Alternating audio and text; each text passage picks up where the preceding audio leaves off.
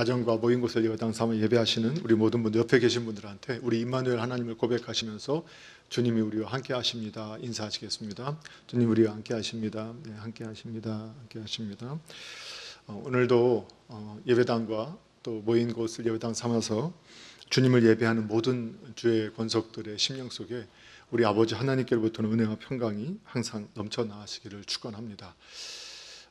이 코비드19 상황이 참 벌써 1년 8개월 뭐 이렇게 시간이 지나고 이제 근 2년 가까이 진행되면서 좀 많은 분들이 지치고 뉴스를 보니까 방역 시간을 지나서 따로 모여서 이렇게 회식을 하거나 모임을 하다가 경찰에 연행되는 또 이것이 맞나 하는 생각이 들기도 하는 이런 모습들도 저희들이 보게 됩니다. 그만큼 지치고 힘든 기간들이 분명합니다. 그리고 2주간 더 또 거리두기가 연장되어서 참 안타까운 심령이지만 그러나 이럴 때일수록 우리가 사라질 것에 대해서 우리가 바라보지 말고 더욱 영원한 진리 되시는 주님을 바라보시고 그 믿음의 확신 가운데 거하실 때 이러한 환경도 우리가 흔들리지 아니하고 이겨낼 수 있음을 믿습니다. 그래서 우리 성도님들이 다른 무엇보다도 이럴 때일수록 진리 되신 하나님께 집중하시고 또 주님의 뜻을 더 깊이 알아가시고 그 확신 가운데 흔들리지 아니하고 끝까지 승리하실 수 있게 되기를 주님의 이름으로 부탁을 드립니다. 그래서 내일부터 이제 우리가 여름 영성 훈련을 위해서 세일의 특별 새벽 기도회를 진행하게 됩니다. 방역 수치상 70명 정도까지만 우리가 예배할 수 있기 때문에 교구별로 이제 오후에 각각 전달이 되겠고 또 어떤 때 할지는 좀 더 후에 오후에 다시 전달이 되겠습니다만 결과적으로는 우리가 온라인으로 더 많은 분들이 진행할 수밖에 없기 때문에 이 시간들을 꼭 잊지 마시고 같은 시간에 우리 같이 마음을 모아서 이 기간에 또 우리를 향하신 하나님의 뜻들을 발견하고 또 주님 앞에 결코 다시 확신과 결단을 하는 또 귀한 시간들이 되어줄 수 있도록 우리 많은 성도님들의 참여를 부탁을 드리겠습니다. 그러면 이제 오늘 함께 이제 이어서 말씀을 함께 나눌 때 오늘은 함께 읽으신 본문 말씀 출애굽기 20장 3절 말씀을 중심해서 제1계명 너는 나 외에는 다른 신들을 내게 두지 말라 그 계명 그대로를 가지고 함께 말씀을 통해서 은혜를 받는 시간을 갖고자 합니다.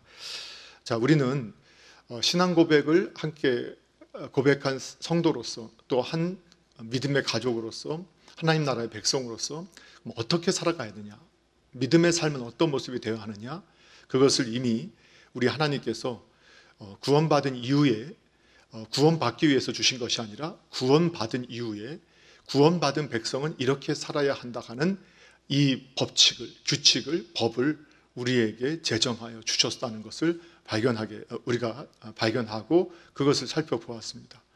자, 그리고 나서 우리는 이 계명이 오늘 본문의 출애굽기 20장에 나오는데 이것은 출애굽한 이후에 구원받은 백성에게 1세대에게 주셨던 말씀인데 동일한 말씀이 신명기 5장에 나옵니다. 근데 신명기 말씀은 우리가 잘 아시는 것처럼 모세가 이 전체 사역을 마치고 가나안으로 이제 입성해야 할 출애굽 2세대들에게 다시 한번 유언적인 그 설교를 하는 내용인데 그 중에 가장 먼저 5장에 나오는 핵심 내용이 뭐였느냐? 바로 다시 십계명을 그들에게 다시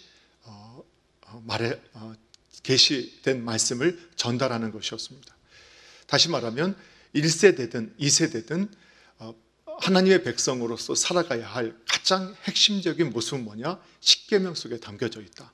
이거를 우리에게 다시 한번 보여주는 것이고 또 신앙의 전수는 믿음의 삶을 전수해야 되는데 결국 그것은 십계명을 바르게 후손들에게 전수해야만이 그 신앙의 공동체, 하나님의 백성들이 하나님의 백성답게 살 수 있게 되고 또 하나님의 백성의 복을 누릴 수 있게 된다는 것을 우리에게 보여주고 있는 내용이 되기도 합니다.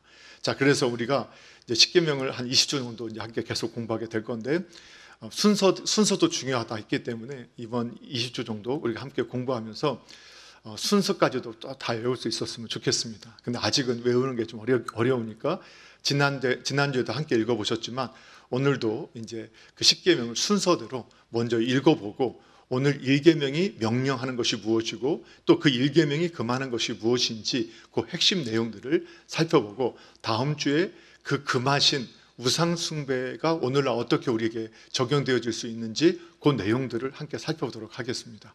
자, 먼저 10계명을 같이 한번 외우실 수 있는 분은 외우시되 꼭 그 문장 그대로 못 외우시더라도 순서만큼은 좀 외우신다고 생각하면서 한번 읽어보시면 좋겠습니다. 함께 한번 읽어보겠습니다. 시작. 너는 나 외에는 다른 신들을 내게 두지 말라. 너를 위하여 새긴 우상을 만들지 말라. 너는 내 하나님 여호와의 이름을 망령되이 일컬지 말라. 안식일을 기억하여 거룩하게 지키라. 내 부모를 공경하라. 살인하지 말지니라. 간음하지 말지니라. 도둑질하지 말지니라. 내 이웃에게 대하여 거짓 증거하지 말지니라. 내 이웃의 집을 탐내지 말지니라. 아멘. 그래서 우리가 이제는 사도신경을 외우시고 또 주기도문으로 마치실 때 이제 가정 예배 하실 때마다 10계명도 한 번씩 꼭 같이 외우시면 정말 유익하겠다. 여러분 함께 이 10계명을 꼭 기억하셨으면 좋겠습니다. 자, 우리 먼저 그러면 오늘 함께 살펴볼 것은 이 1계명, 너는 나 외에는 다른 신들을 내게 두지 마라 라고 하셨던 이 말씀이 명령하는 것이 무엇인가, 그것을 먼저 살펴보도록 하겠습니다. 우리는 지난주에 10계명의 서론을 통해서 10계명은 우리 하나님의 백성들에게 주신 하나님의 뜻이 담겨져 있다. 그래서 이 10계명을 예수님께서 해석해 주시면서 율법에 613가지 조항이 있고 그것을 모아놓으면 10개의 10계명이 되는데 그 10계명의 핵심의 내용은 하나님 사람, 사람 사랑이다. 그것을 또 하나로 묶으면 사랑이다 라고 이게 정의를 했습니다. 그리고 이 사랑이라는 것은 우리가 이 선행이다, 사랑이다 하는 것은 그냥 이 좋으면 좋은 대로 그냥 선하고 착하게 산다 이런 개념이 아니라, 윤리적으로 도덕적으로 산다는 개념이 아니라 하나님의 진리에 기준한 선행, 하나님의 진리가 가르쳐주는 이 사랑의 모습을 취할 때 그것이 진정한 하나님의 백성들이 가져야 할 사랑과 선행의 모습이라는 것까지 살펴봤습니다. 그러면서 1계명부터 4계명까지가 수직적인 관계로서 하나님을 사랑하라는 것이고, 수평적인 관계로 5계명부터 10계명까지가 수평적인 관계로 사람 사랑, 이웃 사랑에 관한 말씀이었다라는 것을 살펴봤습니다. 그래서 좀 우리가 다른 말로 보면은 대신 관계와 대인 관계를 10계명 속에서 다 포함하고 있다, 이렇게 정의를 내릴 수 있었습니다.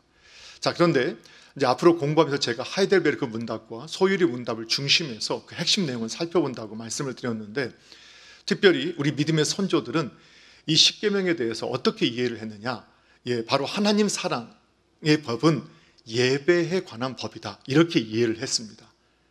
이것이 아주 중요합니다. 바로 우리 신앙인들은 성경이 하나님을, 우리가 전능하신 창조주 하나님을 우리가 앞선 신앙의 고백대로 고백한다면 우리는 그분을 어떻게 해야 되느냐, 우리 존재 자체가 그분을 섬기는 존재로서 존재해야 한다는 것을 분명하게 인식하고 있었다는 겁니다. 그래서 그 섬김이 뭘로 나타나느냐, 그것이 성경 전체를 보니까 하나님은 택한 백성을 모아놓고 하나님의 하나님 되심을 우리가 경배하고 예배하는 예배자 삼으시기를 원하셨다는 겁니다. 그것을 정확하게 이해했던 우리 믿음의 선조들은 이 10계명의 하나님 사랑법도 결국은 예배법이다.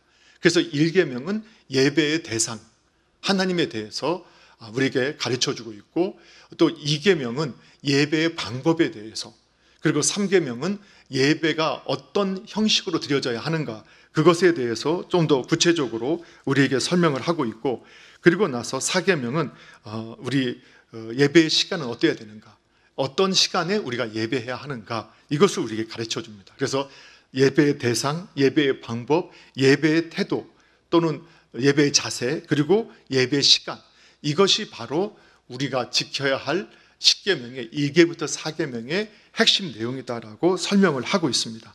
자, 그래서 다시 말씀을 드립니다. 우리는 신앙 고백을 통해서 이미 어떤 신앙을 바로 알고 고백해야만이 하나님께서 기뻐하시는 신앙이 되는가, 신앙의 내용에 대해서 사도신경의 신앙 고백의 내용을 통해서 정리를 했습니다. 만약 저와 여러분이 그 신앙 고백을 수용하고 받아들이고 믿는 사람이라면, 그러면 그 믿음을 가진 사람은 어떻게 살아야 되는가? 그 십계명을 가지고 우리가 설명할 수 있다고 했습니다.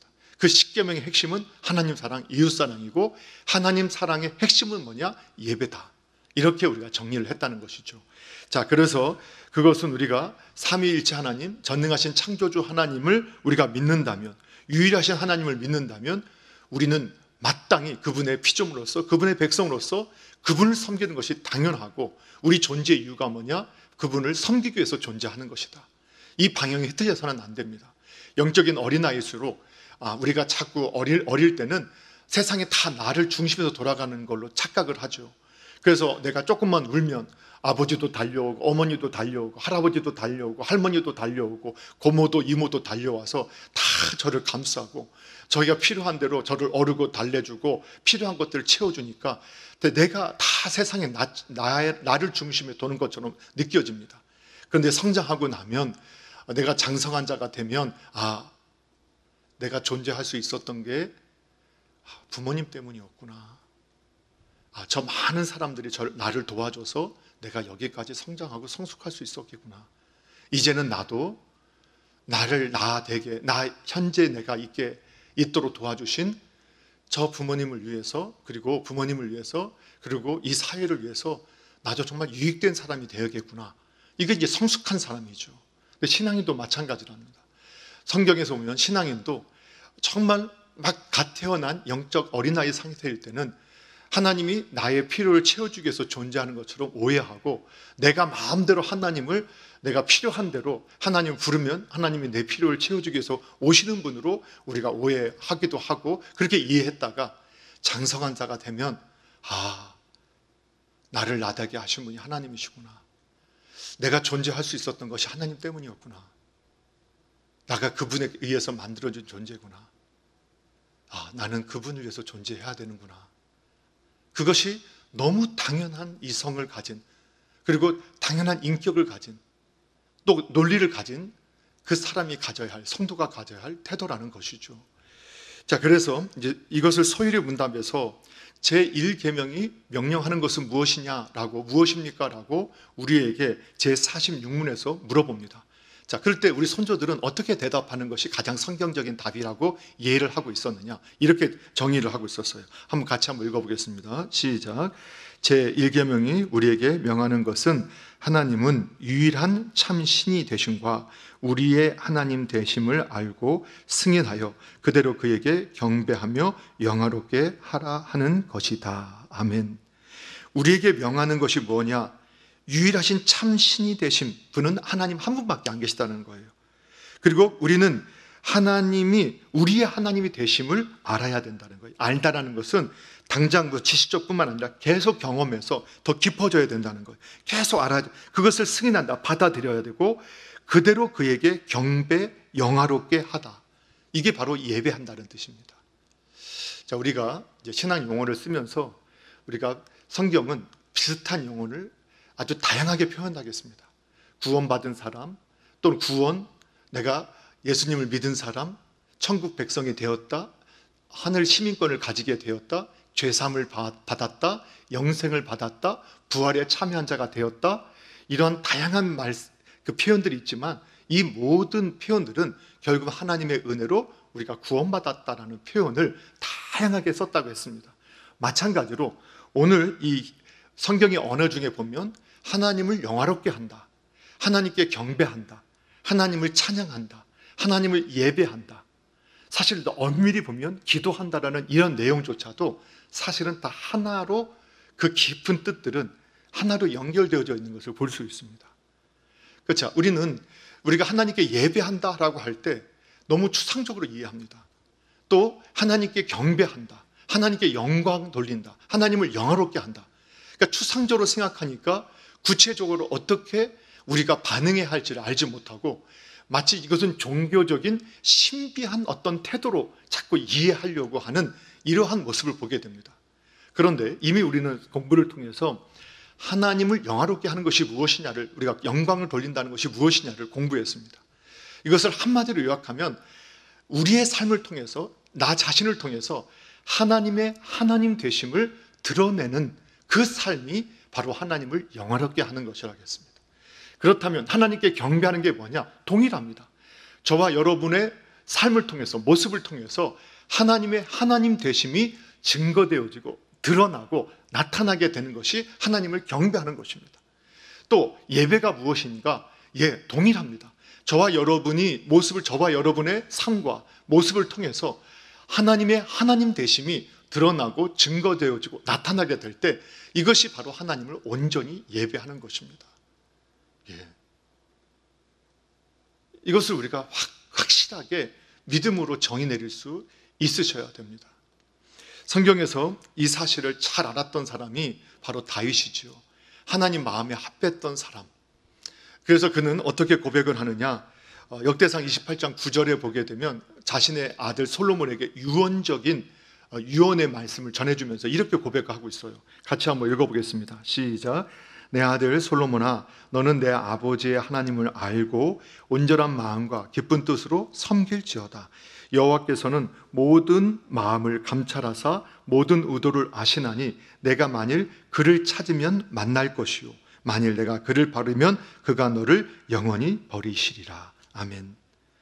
이 다윗같이 하나님 마음에 합했던 사람, 일생을 하나님을 예배하고 하나님을 경배하고 하나님을 섬겼던 사람, 하나님 마음에 합했던 사람, 그가 자신의 아들 솔로몬에게 이제 마지막 유언을 하면서 내가 섬겼던 너의 아버지, 네 아버지 내가 섬겼던 하나님을 너 깊이 알아야 된다.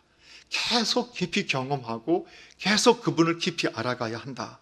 그리고 온전한 마음과 기쁜 마음으로, 뜻으로 그분을 섬겨라. 이게 그분을 섬겨라.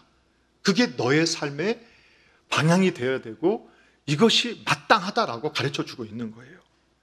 그리고 우리의 마음을 감찰하셔서 우리의 생각을 아시는 그분을 네가 찾으면 만난다. 그런데 찾지 않으면 만나지 못한다는 말이 되겠죠. 그리고 그를 네가 버리면 그가 너를 버리시게 될 거다. 그리고 다윗은 우리에게 뭐라고 그 아들에게 말하느냐? 인생의 행복과 불행은 하나님을 찾느냐 버리느냐에 달려있다. 그리고 진정한 인생의 행복은 그분을 섬기는 데서부터 나오게 되고 진정한 인생의 복은 그분을 섬기는 데부터 나오는 것이라는 것을 확신하면서 유언하고 있는 겁니다. 자, 이가 왜 섬김이 강조가 되었느냐? 우리가 이제 신앙생활을 오래 하신 분들, 성경 공부를 좀 열심히 하시는 분들 중에서 원어를 알고 있는, 이미 많이 들은 원어 중에 하나가 이 아바드라는 섬김이라는 단어입니다. 이 섬기다라는 이 아바드라는 이 원어는 섬기다, 봉사하다라는 뜻이 있는데 이 아바드라는 단어에서 뭐가 나왔느냐? 예배라는 의미가 함께 나오게 되었습니다. 그러니까 예배라는 게 뭐냐? 하나님 섬기는 거라는 겁니다. 그럼 우리가 오해합니다. 하나님을 섬기고 하나님께 봉사한다. 그러니까 자꾸 하나님을 위해서 내가 뭔가 일을 해야 된다라고 생각을 합니다. 그런데 일보다 성경이 말하는 것은 우리가 이미 앞서 말씀드렸던 것처럼 하나님을 경배하고 하나님을 영화롭게 하고 하나님께 영광 돌리고 또 하나님께 예배하고 감사하고 찬미하는 이 모든 것을 하나로 정의할 때 하나님의 하나님 되심을 드러내는 삶, 태도, 이것이라고 우리가 정의했던 것처럼 이 섬김이라는 것은 하나님을 위해서 무엇을 해서 그분을 만족시키겠다는 행위가 아니라는 것을 먼저 우리가 정의를 내리셔야 합니다. 왜 그러느냐? 이미 우리는 그분은 전능하신 창조주 하나님이라고 고백했습니다. 완전하신 분이라고 고백했습니다. 모든 힘의 근원 되시는 분이라고 고백했습니다. 그런데 그분이 무엇이 부족하고 또 그분이 무엇을 받아야 만족하시겠습니까? 다른 어떤 것도 필요 없다는 겁니다. 그분은 완전히 스스로 만족하시는 이 자충족성을 가지고 계신 분이십니다. 스스로 모든 것이 충분하시고 완전하게 만족하시는 분이십니다. 그분에게 우리가 뭘 드리겠습니까? 그런데 그분이 기뻐하시는 것이 있다고 말했습니다. 그분을 사랑하는 겁니다. 그분에게 우리의 사랑을 표현하는 겁니다. 다른 게 아닙니다. 정말 감사를 표현하면 되는 겁니다. 그분 앞에서 정말 하나님은 정말 위대하신 분이라고 그분을 인정하면 되는 겁니다. 그분 자체를.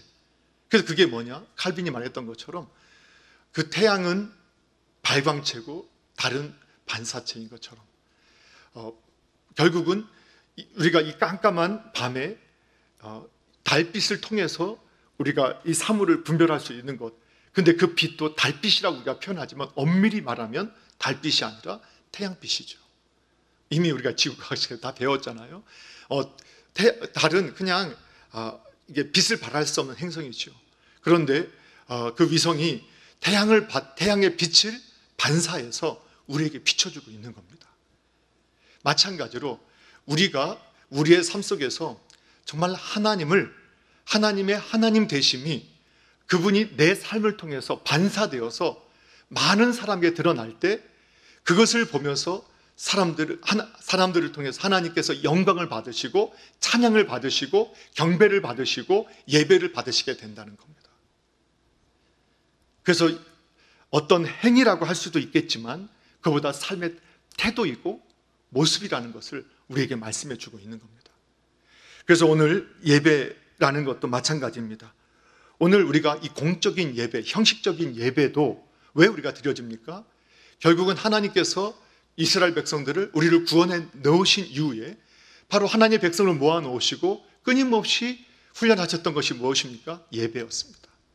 함께 모여 하나님을 깊이 알아가고 하나님을 찬미하고 그분께 기도하고 이것이 모두가 하나님의 모습을 경험하고 또 그리고 삶의 현장에 가서는 그들이 배웠던 그 하나님의 영광의 모습을 그대로 반사해서 세상에 비춰주는 그 영화로운 삶의 모습을 살아갔는데 오늘 그래서 항상 하나님은 구약에도 정한 날, 정한 장소에 하나님께서 택한 백성들이 함께 모여서 하나님이 허락하신 옛 제사의 형태를 가지고 하나님을 섬기도록 끊임없이 훈련했던 것을 보게 됩니다. 그래서 오늘날도 우리가 하나님이 정한 날, 정한 장소에, 정한 시간에 우리의 몸과 마음과 물질과 정성을 모두어서 그분을 인정함으로 이 자리를 지키는 것, 이것이 바로 하나님을 예배하는 것이고 경배하는 것의 시작입니다. 이미 예배자로 성공하고 있는 겁니다. 이 시간을 하나님께서 허락하셨고 하나님의 시간이요 또 하나님의 백성들이 함께 모여서 하나님께 나아가는 시간이라고 믿고 이 자리를 지키고 있는 그분은 이미 하나님을 온전히 예배하고 있는 겁니다. 그래서 그 예배, 형식의 예배의 모습을 배운 사람들에게 로마서에 보면 바울을 통해서 하나님께서 뭘 계시셨습니까? 그러한 정한 날, 정한 장소에서 하나님을 온전히 예배하는 법을 배운 사람들에게 삶의 현장에 가서 네 몸을 산 제물로 드려서 하나님 앞에 제사를 드려라. 산 제물로 제사를 드려라. 이것이 너희가 드릴 영적 예배다.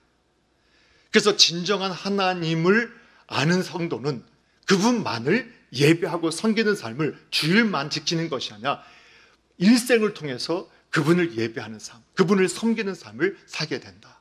그걸 우리에게 말씀해 주고 있습니다. 사랑하는 성도 여러분, 저와 여러분이 이러한 은혜 가운데 있게 된 것을 감사하시고 어느 곳에 있든지 간에 오직 하나님만을 예배하고 하나님만을 증거하고 드러내고 찬미하고 경배하고 예배하는 그러한 예배자의 삶이 되기를 주님의 이름으로 축원합니다. 그래서 우리 믿음의 선조들은요 이 표현을 그렇게 표현했던 겁니다. 그래서 하나님을 신앙하는 일에 실패하면 모든 것이 실패한다. 근데 신앙에 성공하면 모든 것에 성공한다. 근데 이 말을 예배에 성공하면 모든 것에 성공하고 예배에 실패하면 모든 것에 실패한다. 이렇게 정의도 내렸던 겁니다. 동일한 의미라는 겁니다. 신앙이 실패한다는 건 뭐냐? 예배에 실패한다는 겁니다. 신앙에 성공한다는 건 뭐냐? 예배에 성공한다는 겁니다. 그런데 형식적인 예배도 그리고 형식을 떠난 삶의 예배도 영적인 예배도 항상 성공할 수 있는 사람, 예배에 성공한 사람, 하나님의 하나님 되심을 확신하고 그분만을 섬기는 사람, 그분은 인생에도 성공하고 모든 것에 성공하는 사람이 됨을 기억하시고 그 성공에 동참하시는 그 하나님을 섬기는 일에 온전히 동참하시는 저와 여러분 되기를 주님의 이름으로 축복합니다. 자, 두 번째는 그 1계명이 너는 나 외에는 다른 신들을 내게 두지 말라라고 하셨던 제1계명이 금하는 것은 무엇인가?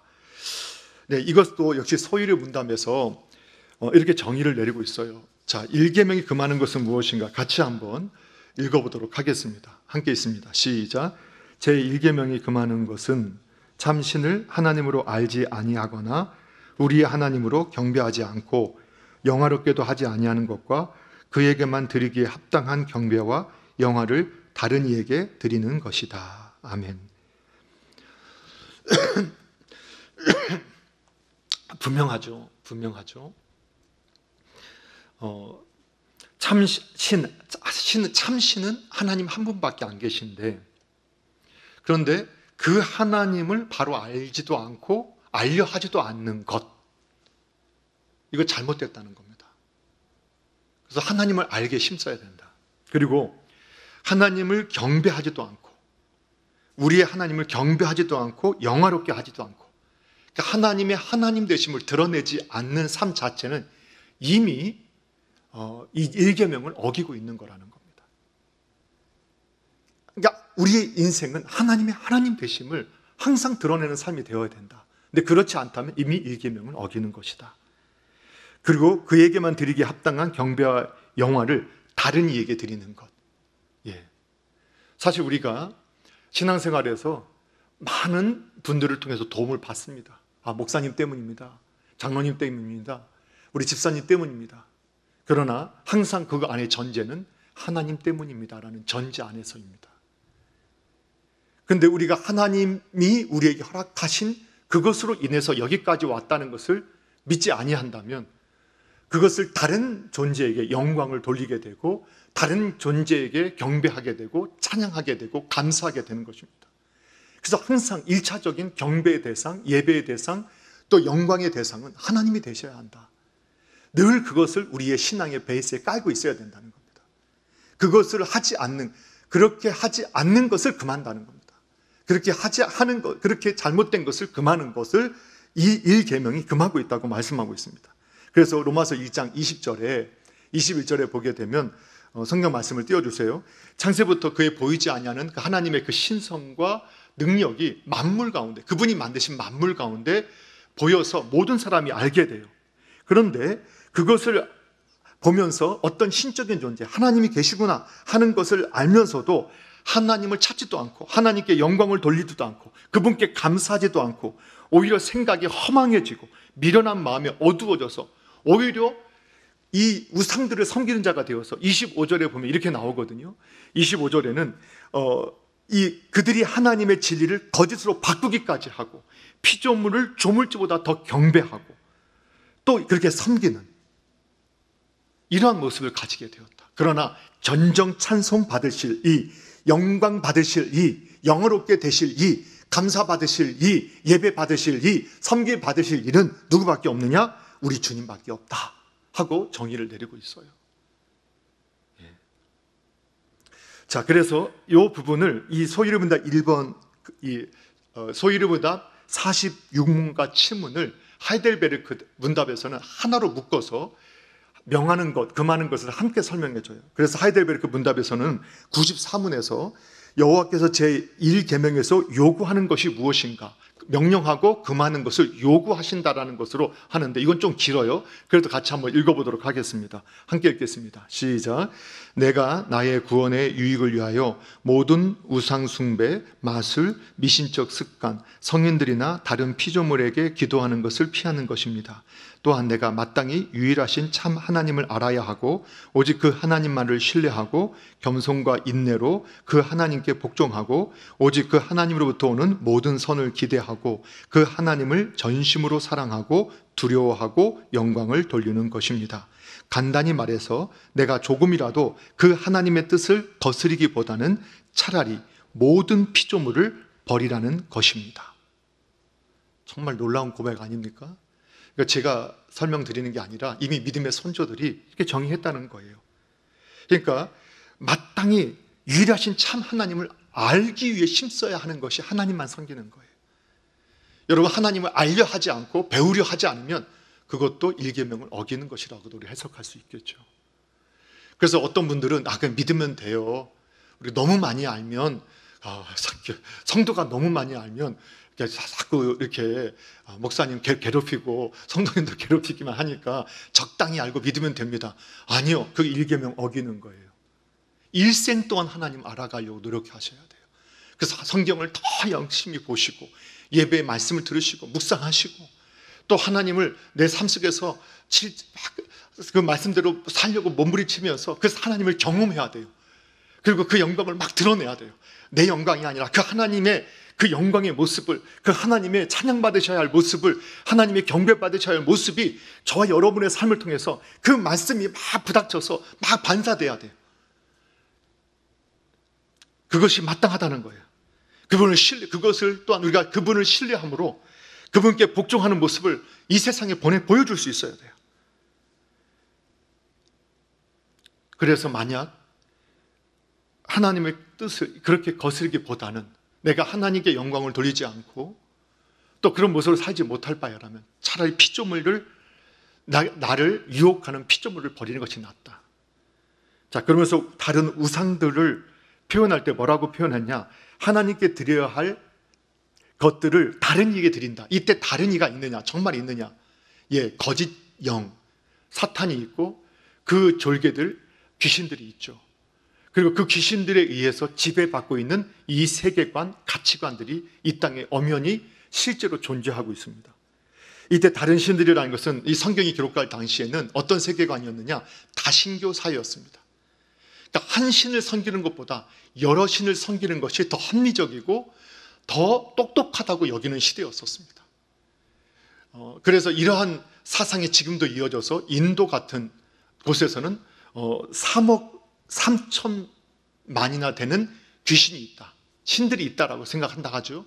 우리가 알고 있는 옆에 나라 이 일본도 800만 신을 섬긴다 이렇게 알고 있죠. 우리나라도 사실 마찬가지였습니다. 예전에 나무신, 집신, 부엌신, 아기 낳는 신, 아기 돌보는 신, 목황산제, 무슨 바다의 신, 다 우리도 신이 있다고 생각했습니다. 그게 오히려 타락한 인간이 가지고 있는 신관이었습니다. 그런데 그런 것들은 헛된 것이고 그런 것들에게 하나님께 드려야 할 예배, 경배, 영광을 돌려서는 안 된다. 그걸 우리에게 설명하고 있습니다. 이 부분은 다음 주에 구체적으로 적용점을 찾아보겠고요. 그러면 우상 숭배를 그 당시에도 바알이나 아세라나 밀곰이나 성경에서 나오는 수많은 이러한 그 당시의 신들이 있었기 때문에 오늘 하나님의 백성들에게 그것들은 다 거짓신, 우상, 사람이 만들어낸 그런 것들이기 때문에 네가 그것에게 조금도 마음도 빼앗기지 말고 그것들에게 하나님께 드려야 할 영광을 돌리지 마라. 그럼 예배의 실패자가 되는 겁니다. 하나님께 영광 돌리는 것을 실패하는 것이 되어지게 됩니다. 자, 그럼 우상숭배란 무엇이냐? 이것도 우상숭배가 무엇이냐를 정의를 이 하이델베르크 95문항에서 이렇게 내리고 있어요. 자, 우상숭배가 뭔지 같이 한번 읽어보겠습니다. 시작. 우상숭배란 말씀을 통하여 당신 자신을 계시하신 유일하신 참 하나님 대신에 혹은 추가해서 우리의 신뢰를 두는 어떤 것을 가지거나 만들어내는 것입니다. 잘 들으셔야 됩니다. 계시하신 유일하신 참 하나님. 이것은 다음 주, 그 다음에 그 다음 주에도 중요한 핵심이 되는 말씀인데 하나님의 말씀을 통해서 계시하지 않은 하나님을 섬기면 잘못된 섬김이라는 겁니다. 그런데 많은 신앙인들이 성경에 계시된 하나님이 아닌 다른 하나님을 섬길 수 있다라고 경고하는 것입니다. 그리고 그 하나님 대신에 또는 그 하나님을 대신해서 또는 그 하나님 플러스 다른 것을 추가해서 그것도 잘못됐다는 겁니다. 그래서 우리가 신뢰하고 의지하고 찬양하게 만들고 섬기게 만드는 그 어떤 것을 만들어내는 행위가 바로 우상이라는 겁니다. 그럼 우상은 왜 만들어지느냐? 간단합니다. 하나님을 떠났기 때문입니다.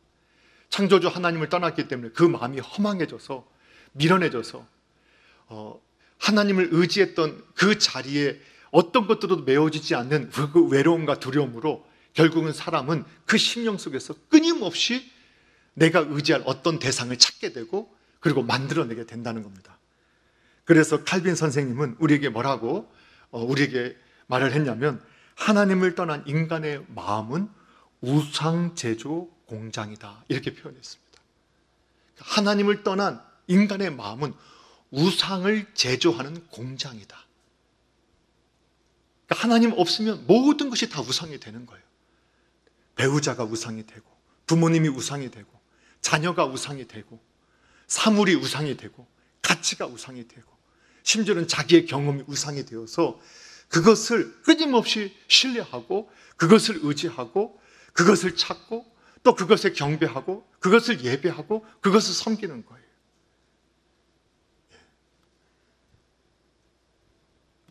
그것은 우상이 하나님을 떠난 인간에게 나타나는 자연스러운 현상이라는 거예요. 그래서 또 한 가지는 복의 근원을 떠났기 때문에 끊임없이 화를 면하고 복을 찾고자 하는, 그 복을 찾기 위해서 노력하다 보니까 그렇게 되어진다는 거예요. 그래서 오늘 잠깐만 조금 더 적용을, 그래도 다음 주에도 하겠지만 한 가지 적용을 해보면, 오늘 이 하이델베르크 문답에서도 금해야 되는 것, 하나님 요구하시는 것 중에 하나가 모든 우상 숭배, 마술, 미신적인 습관, 성인들이나 다른 피조물에게 기도하는 것을 피하는 것이다. 이런 것도 보게 되면요, 참 안타깝게도요, 우리 조국교회에 교회당에 출석하시는 많은 교인들 중에서 점집에 가는 분이 정말 많다는 거죠. 점집을 찾아간다.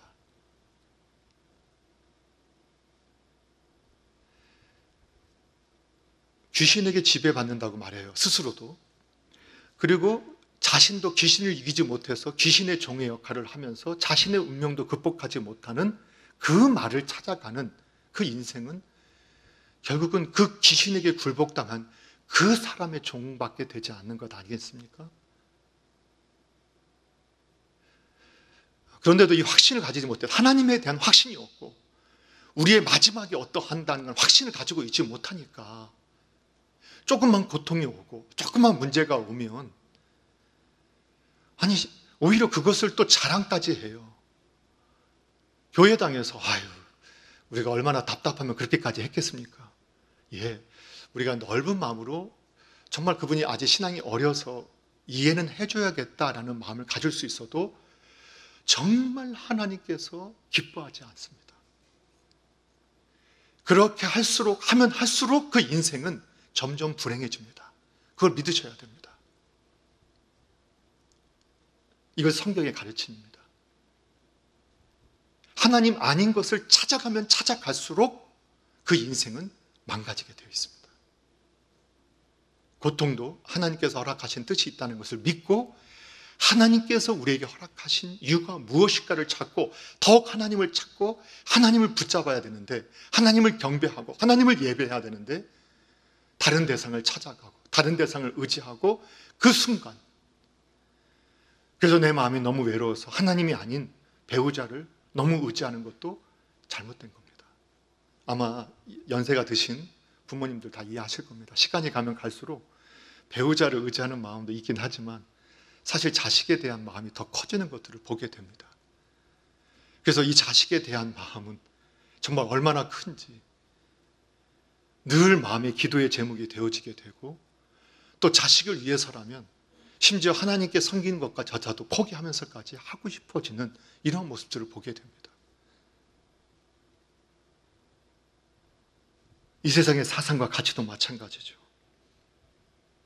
그래서 여러분, 많은 성경에서도 그렇고 많은 신앙의 연구자들은 이 하나님만을 섬기라는 것을 뭐라고 표현하냐면 결혼으로 표현합니다. 결혼 관계로. 자, 저와 여러분이 결혼하는데, 제가 결혼하는데 제 배우자가 저한테 하는 말이, 내가 당신하고 오늘 결혼하게 돼서 기쁜데 당신하고 먼저 결혼한 사람 2명, 3명이 더 있어요. 그러니까 당신을 항상 내가 먼저 생각해야 된다고 생각하면 안 돼요. 다른 배우자가 있어요, 이미. 그럼 여러분 결혼하시겠습니까? 아니면 내가 이제 당신하고 결혼하려 하는데 나중에 또 더 좋은 사람 만나면 또 나 그 사람하고도 결혼할 거니까 내가 미리 말하고 있으니까 당신 나하고 그래도 결혼해야 됩니다 라고 하면 감사합니다 하고 결혼하실 수 있겠어요? 예. 저는 지금도 결혼하고 20몇 년이 흘렀어도요, 제 아내가 저보다 다른 남자한테 눈길만 줘도 기분 나빠요. 제 아내도 마찬가지일 것 같아요. 제가 조금만 다른 이렇게 보면서, 이성을 보면서, 아니면 그 배우라도 보면서 예쁘다 하면 굉장히 싫어해요. 그 당연한 거 아니에요? 하나님과의 관계도 마찬가지라는 거예요. 유일하신 신랑이셔야 돼요.